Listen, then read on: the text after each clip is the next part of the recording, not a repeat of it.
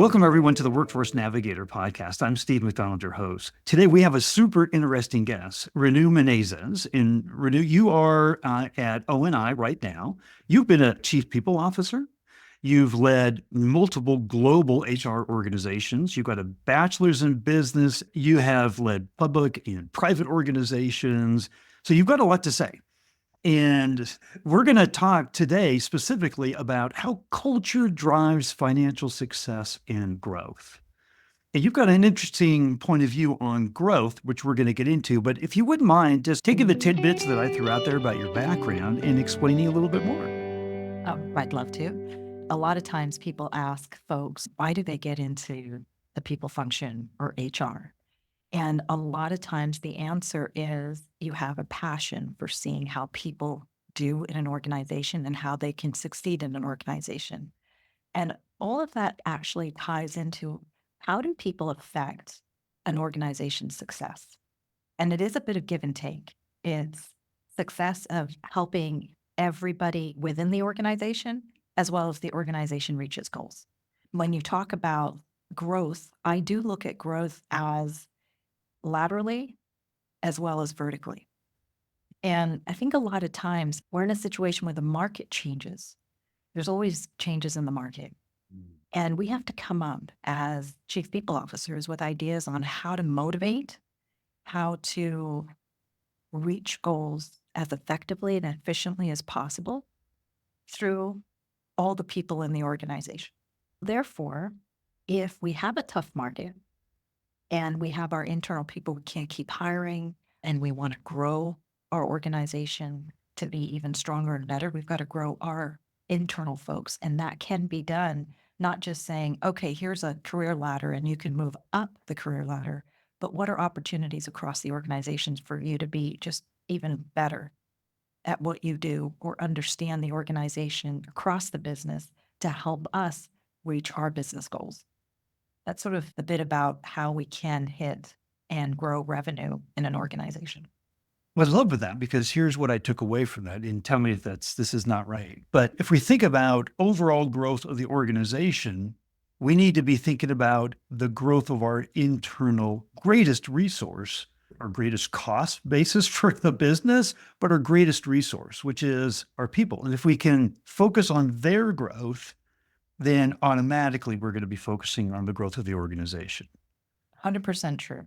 100% true. When you talk about cost, what can make up 70% of an organization's cost? So that's a big responsibility. You're wielding the largest, most impactful, most costly resource in the organization. I think HR professionals don't always get credit for how much impact and influence on an organization that you have. There's an area that I wanted to talk about here on culture, and I'm going to set it up with this. There was a chief revenue officer and his chief marketing officer that I interviewed about 6 months ago.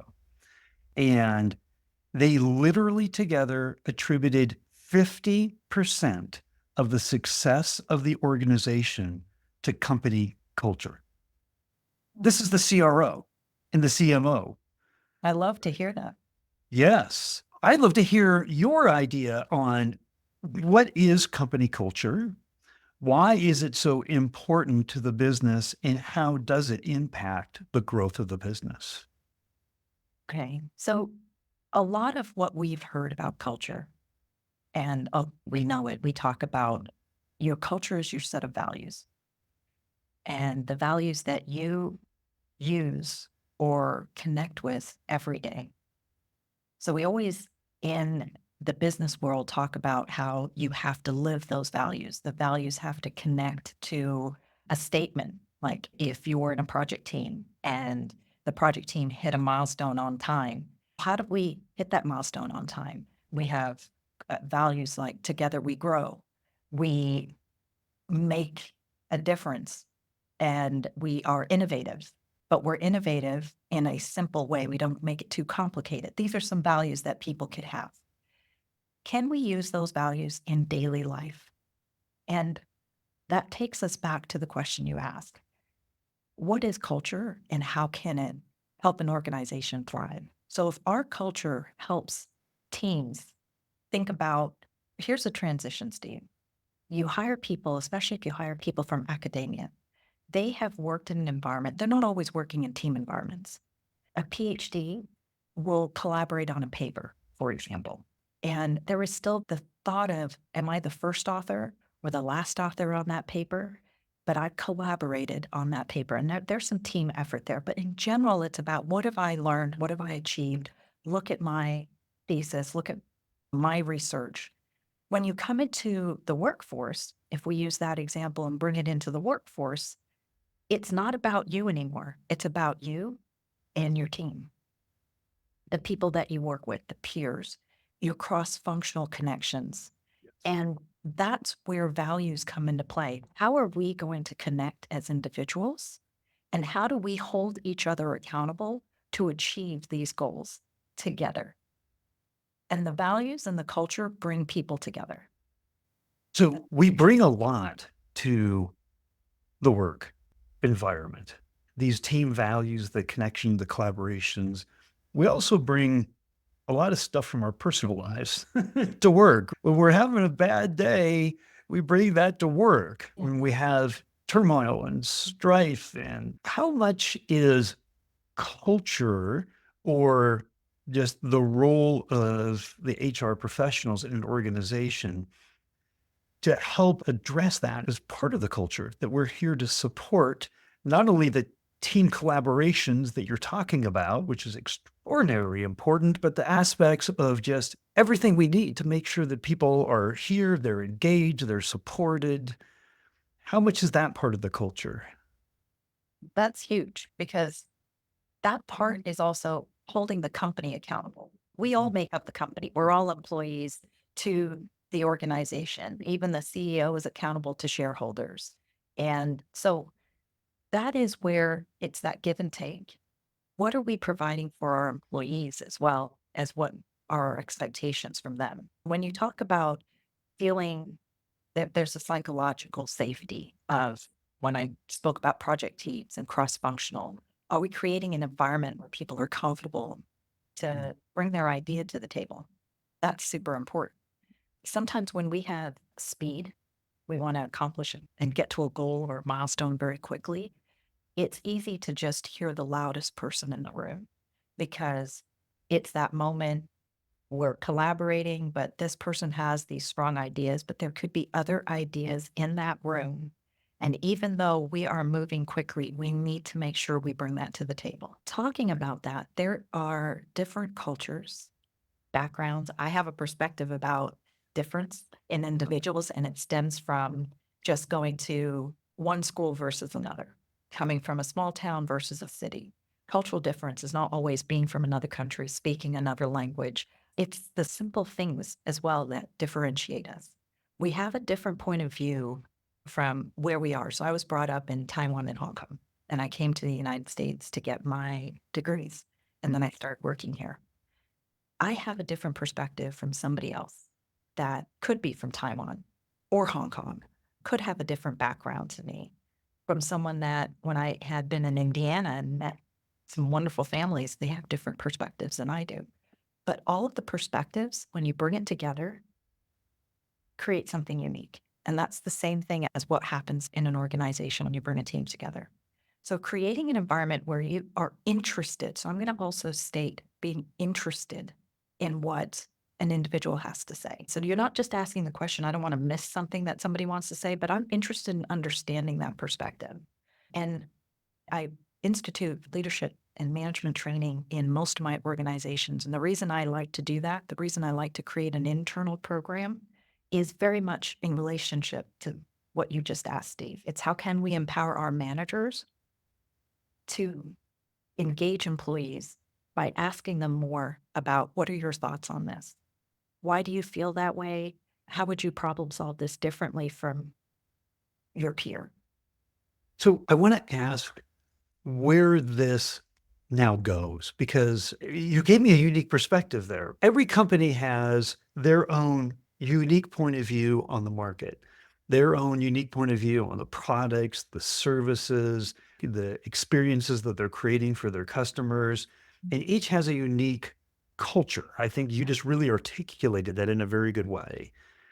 how does that unique culture, as a part of that ecosystem of unique products and services and experiences, like how does that unique culture, how does that connect through the organization's growth, through retention, through efficiencies, through the things that we have to think about Yeah. to grow a business? So there's a couple of things.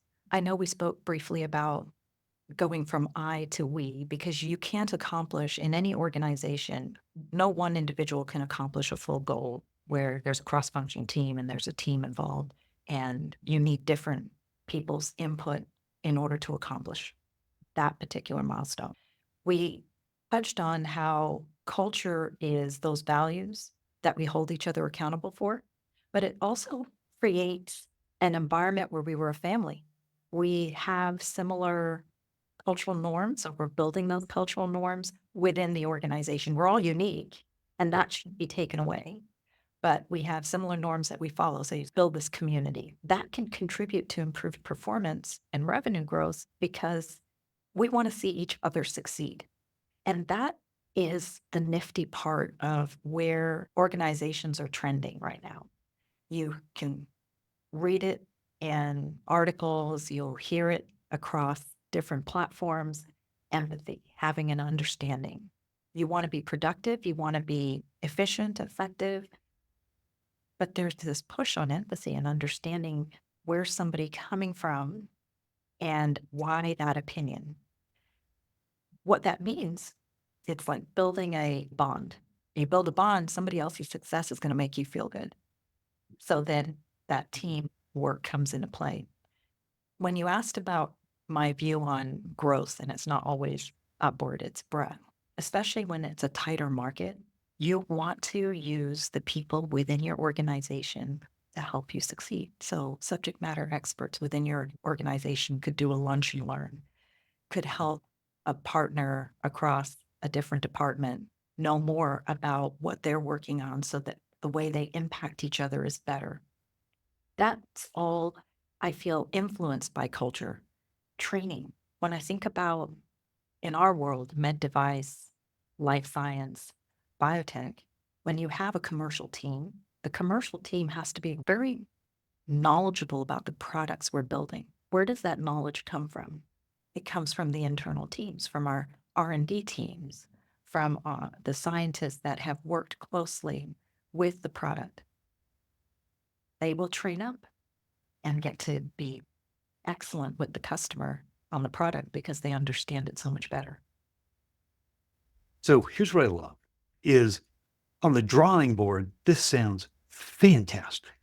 But I know there are challenges along the way to implement challenges and solutions that as a chief people officer and looking across global organizations, in order to implement, create this kind of a culture, especially across a global organization or even a one location company, what are some of the biggest challenges that you've faced and the solutions in how you've addressed them?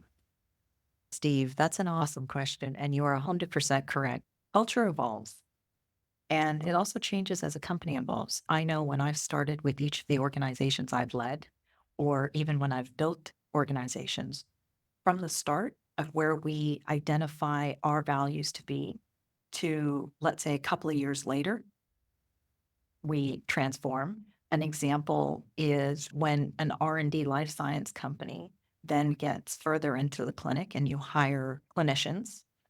And then when you get through proof of concept and you're doing your clinical trials and you're moving from phase one, phase two into phase three, and you're building your commercial organization and your sales and marketing, you're getting that up and running, the culture of the organization shifts.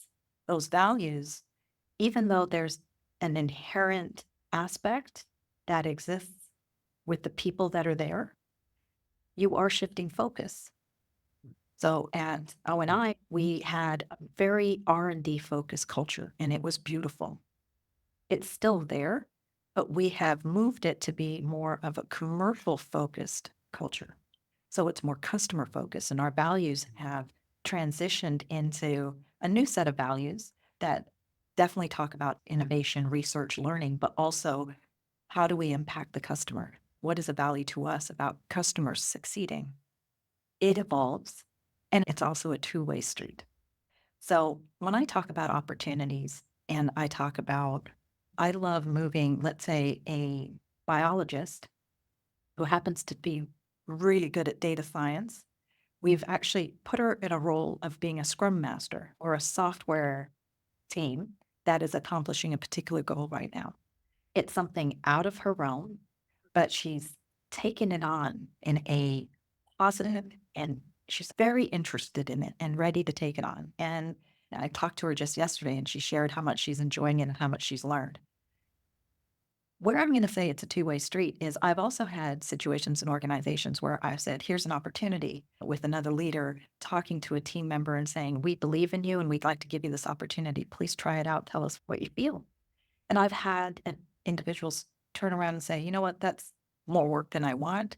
I think I want a higher salary to do that. Otherwise, it's not worth my time. It is a bit of give and take. So, as an organization, we need to be responsible and continue to offer great opportunities.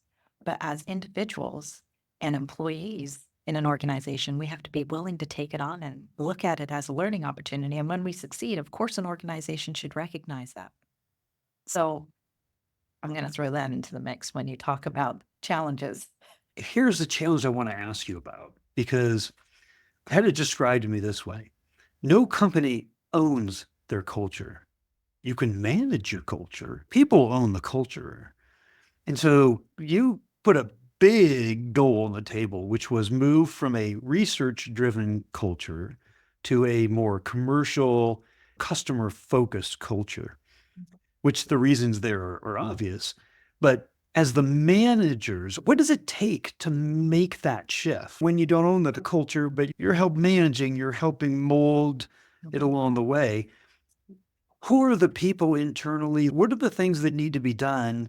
Who are the stakeholders? How do you even start on something as big as that? What we did is we started with asking our leadership team, what did they see as the culture now that we've shifted strategy, et cetera?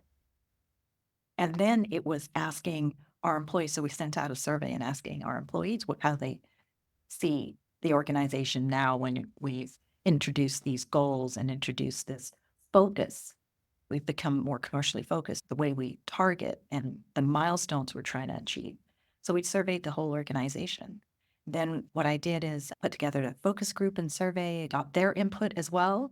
We came up with a draft of values taking in the overall population's input, our leadership team's input, our focus group input, and we sent that out to the whole organization again to get feedback. And then we brought that feedback back into the leadership team. So there's input from everyone in the organization, everyone that participated and put forth what they felt.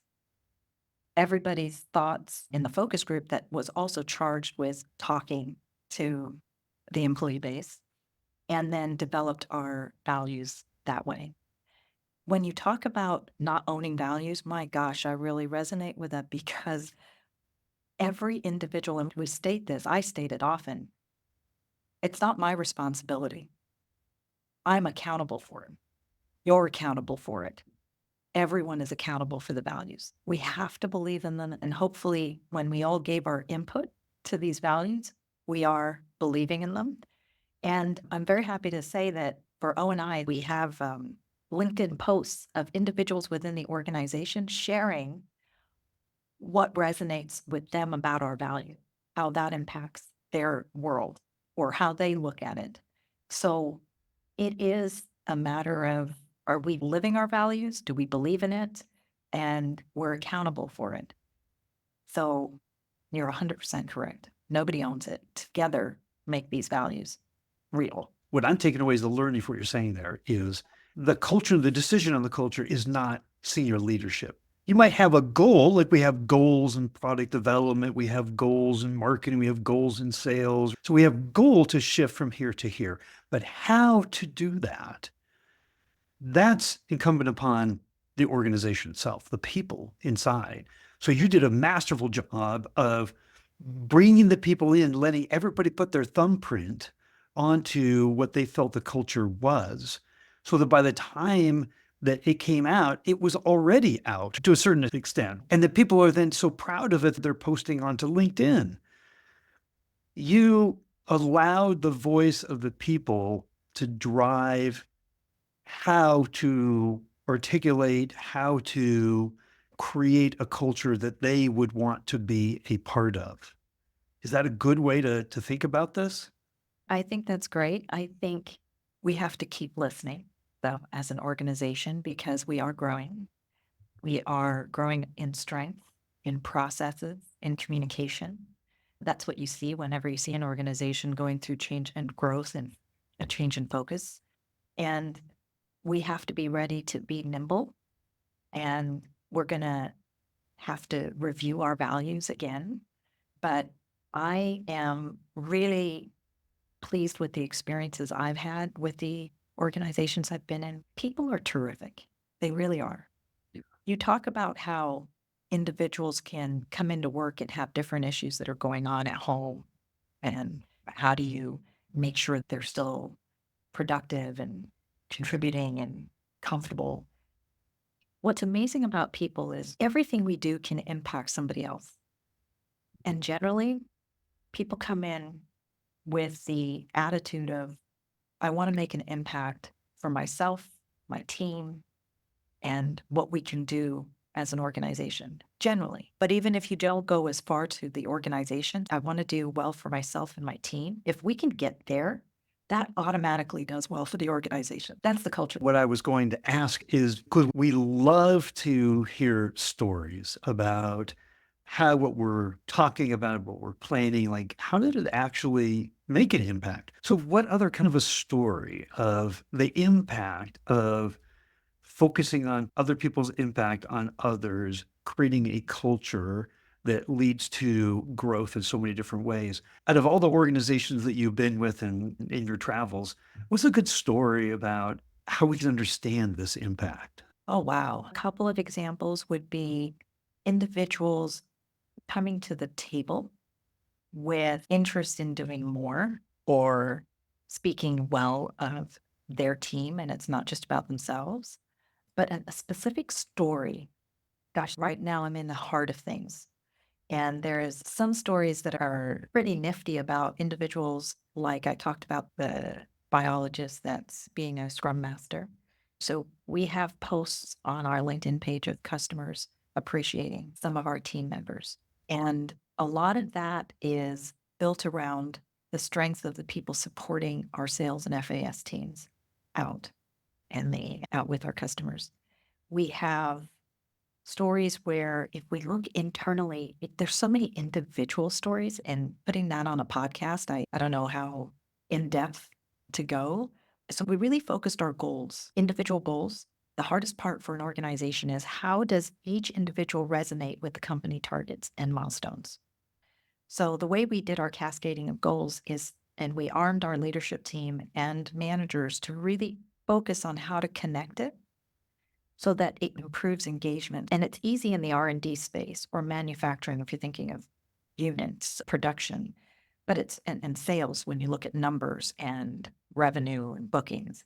But it's harder when it's G&A, where it's finance, HR, quality, you can put numbers to and assess it to the milestones, but how each department feels they can impact, that's where we're starting to see change and evolution here.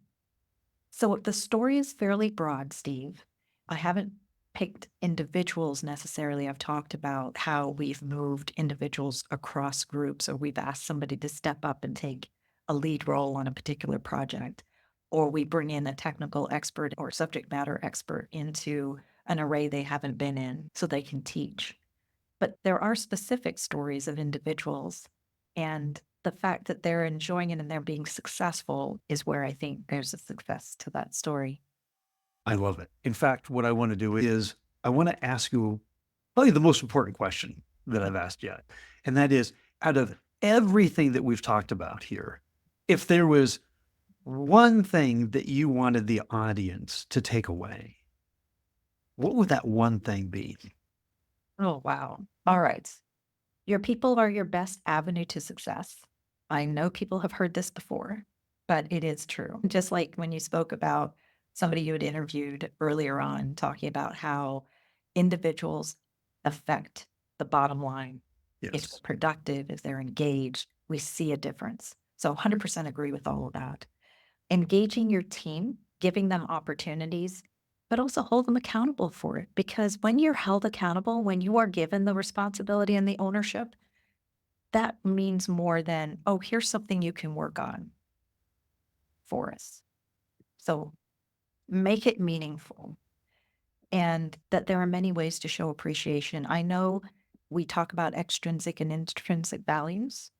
Look into the intrinsic values. When you talk about culture and people, get to know your people to understand what those intrinsic values are. It's easy to focus on external, extrinsic values, money, something of a tangible reward. But the thank yous and the appreciation across the organization in all hands, it does go a long way. Gosh, there was a woman she was head of sales for a very large organization. She said, I write thank you notes to my team. I actually have paper and pen and I write thank you notes. It says, you would not believe. They go home, they'll share it, they'll show it to their spouse. Just that intrinsic, you're a valued part of this team, of this company. We all want to be recognized. From the time we're 5, we're like, mommy, daddy, look, I can jump on one leg. Look at me. We want to be recognized for what we can accomplish. And that's so that when you talk about those intrinsic motivations, it makes so much sense. I think we could go on for a long time, but there's going to be people that have questions. And would it be appropriate if we maybe gave a link to your LinkedIn profile that if anybody had questions for you, they could get a hold of you? I think that's fair. That should be Fantastic. Okay. Renu, thank you so much for coming on and sharing all of your insights. We really appreciate it. Thank you, Steve. It was a pleasure.